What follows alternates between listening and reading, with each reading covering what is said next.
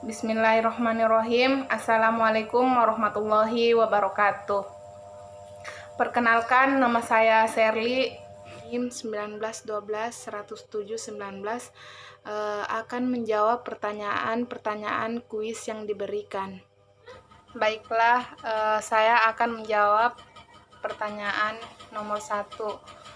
Bagaimana cara kerja matching learning? Alur kerja matching learning meliputi pengumpulan data, eksplorasi data, pemilihan model, pemberian latihan terhadap model yang dipilih, evaluasi model, dan prediksi akurasi awal dari program matching learning biasanya sangat buruk. Melangkah ke soal yang kedua, yaitu matching learning dapat diklasifikasikan menjadi 3. Sebutkan dan jelaskan. Yang pertama yaitu supervised learning. Supervised learning adalah jenis metode pembelajaran mesin di mana kita menyediakan sampel berlabel data ke sistem belajar mesin untuk melatihnya. Dan pada dasarnya itu memprediksikan keluaran. Sistem ini menciptakan model menggunakan data berlabel untuk memahami data dan mempelajari setiap data. Kedua yaitu unsupervised learning. Unsupervised learning adalah metode pembelajaran di mana sebuah mesin tanpa pengawasan. Pelatih diberikan kepada mesin dengan seperangkat data yang belum diberikan label. Tujuan unsupervised learning adalah untuk menstrukturisasi data, masukkan ke fitur baru atau sekelompok objek dengan pola yang sendiri, dengan pola yang sendiri. Dalam unsupervised learning, kita dapat memiliki hasil bawaan. Mesin mencoba untuk menemukan pemandangan yang berguna dari data dan jumlah besar. Dalam jumlah besar, hal ini dikelompokkan menjadi 2, yaitu clustering dan association. Baiklah, yang ketiga yaitu reinforcement learning. Reinforcement learning adalah metode pencarian berbasis umpan di mana seorang agen belajar mendapat hadiah untuk setiap tindakan yang benar dan mendapatkan hukuman untuk setiap tindakan yang salah. Agen belajar secara otomatis dengan umpan balik ini dan meningkatkan kinerjanya. Dalam reinforcement learning, agen berinteraksi dengan lingkungan dan mengeksplorasi. Tujuan seorang agen adalah mendapatkan poin yang paling memuaskan dan karena otomatis mempelajari gerakan lengannya. Jelaskan bagaimana cara kerja model supervised learning secara umum. Dalam proses supervised learning, para model dilatih dengan menggunakan data yang diberikan label untuk mempelajari setiap jenis data dari bahan dasarnya.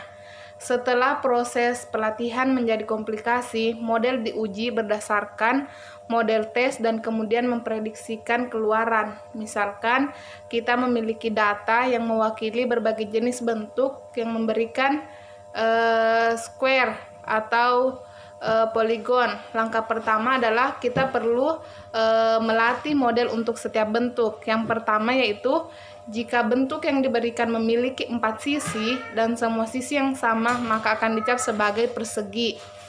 Jika bentuk yang diberikan memiliki 3 sisi, maka dicap sebagai segitiga.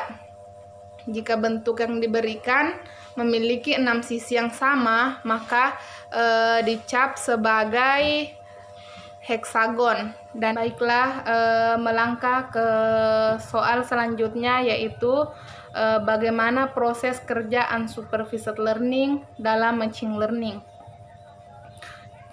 Sebagai contoh, kita mengambil data masukan yang tak berlabel, yang berarti itu tidak dikategorikan dan hasil yang sesuai juga tidak sesuai diberikan. Sekarang, data masukan yang tak berlabel ini diumpamakan ke model mesin besar untuk melatihnya.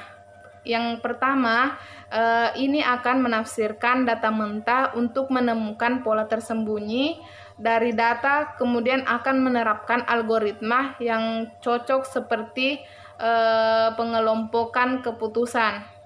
Setelah menerapkan algoritma yang sesuai, algoritma membagi objek data menjadi kelompok-kelompok menurut kesamaan dan perbedaan antar objek.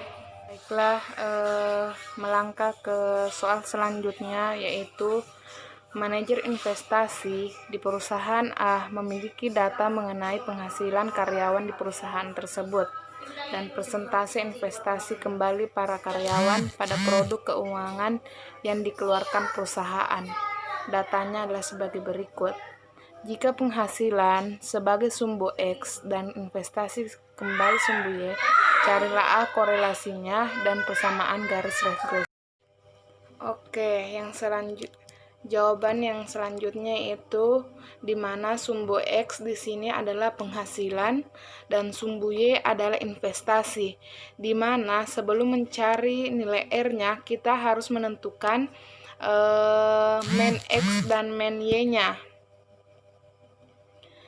Di sini main X-nya itu semua variabel X ditambahkan kemudian dibagi sesuai dengan jumlah variabel. Begitu juga dengan main Y. Semua variabel Y ditambahkan kemudian dibagi sesuai dengan jumlah variabel Y. Selanjutnya yaitu di sini ada R, di sini 7,0 dikurang 9,88 dan seterusnya sampai hasilnya sampai didapatkan hasil 4,531 atau setara dengan 0,004. Oke, yang bagian B yaitu mencari persamaan regresinya.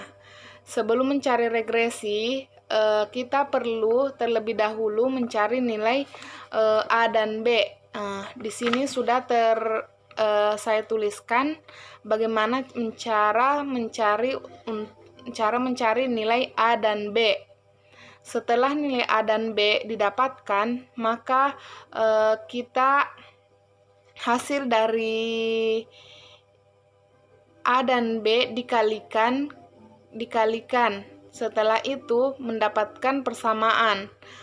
Oleh karena itu, maka investasi kembali dari 11,5 yaitu 1,178 sekitar.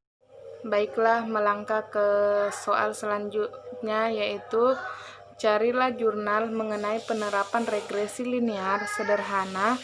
Kemudian jawab bagian berikut ini. Yang pertama yaitu judul jurnal. Judul jurnal yaitu pengaruh brand image rokok Daniel terhadap keputusan pembelian rokok.